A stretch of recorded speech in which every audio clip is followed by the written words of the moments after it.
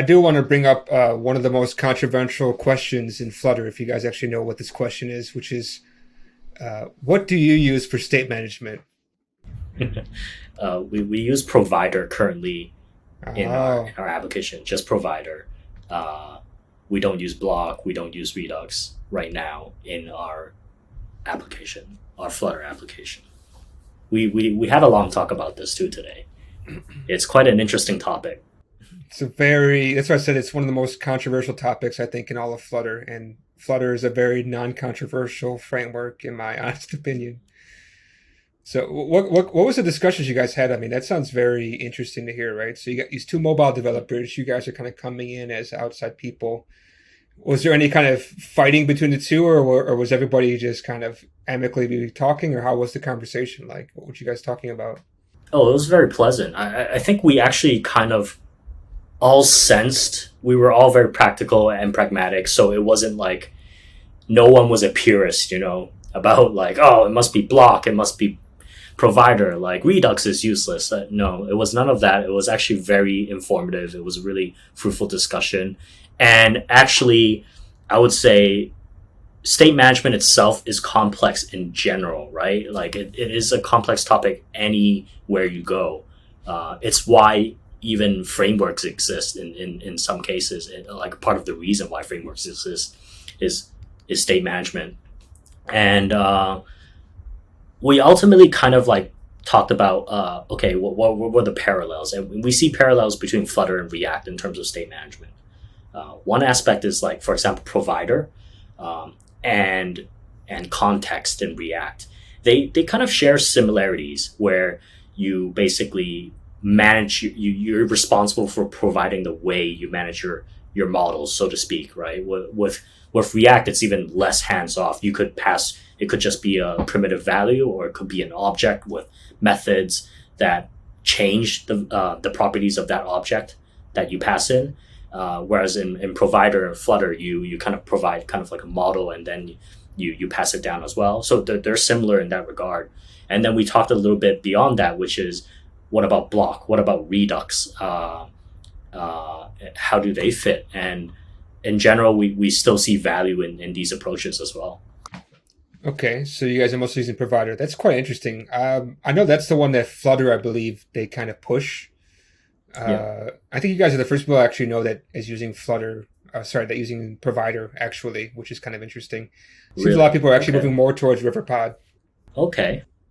So Interesting. doesn't mean it's wrong. I think everybody has their own style, right? I mean, do you use your Yeah. right hand or your left hand? It's kind of like whatever works best for you. So it's Yeah, and interesting to even in hear that. React, yeah, when to use providers, when to use Redux, like it's really like case by case. Yeah, so some people are really opinionated about putting everything into Redux. I remember there was even like a library, Redux form. They even put the form states in Redux.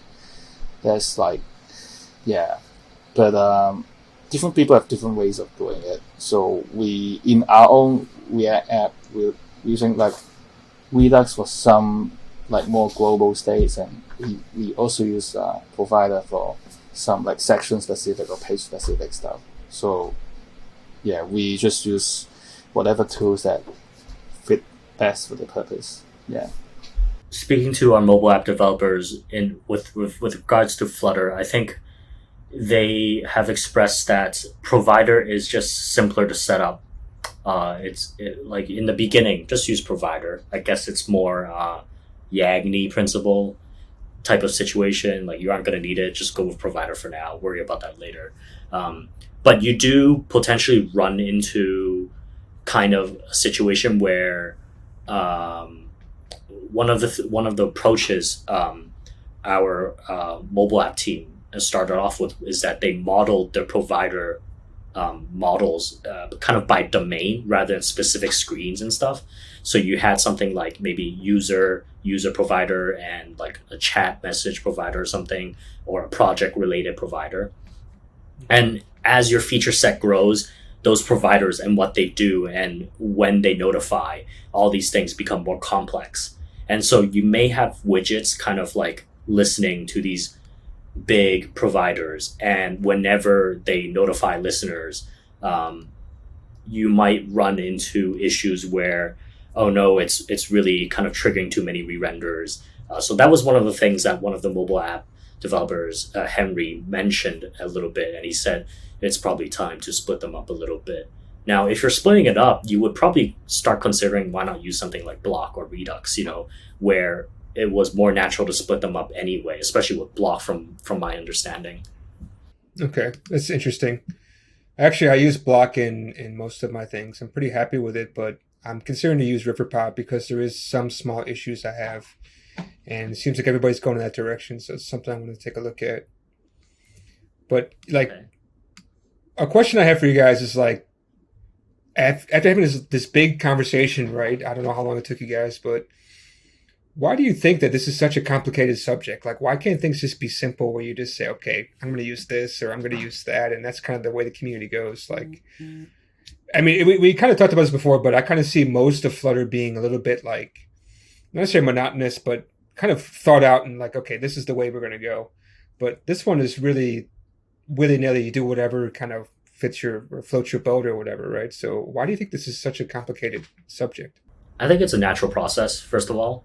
I think, like I said, state management itself is a complex topic and controversial topic, if you want to put it that way. I also see parallels with React when it began. Like I have flashbacks to when React started becoming really popular. There was Redux. There were so many Flux inspired libraries, and then there were like the more observers patterns libraries, which still exist to this day. So, and then when context was kind of official, like I think before context was a private API, but then it became official, and people were like, "Oh, ditch Redux, ditch all your state management libraries, just use context." And then they realized, no, that's not a good idea.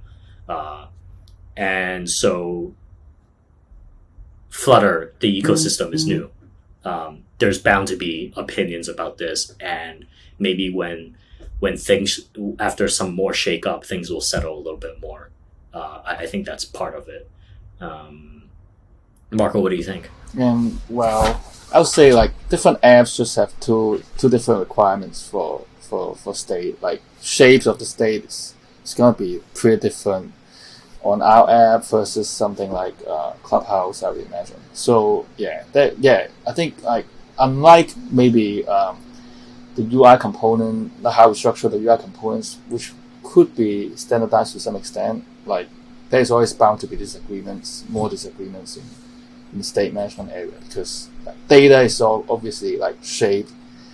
There's so many, it comes in so many shapes in different apps. So yeah, maybe it's good to have different tools that fits different purposes.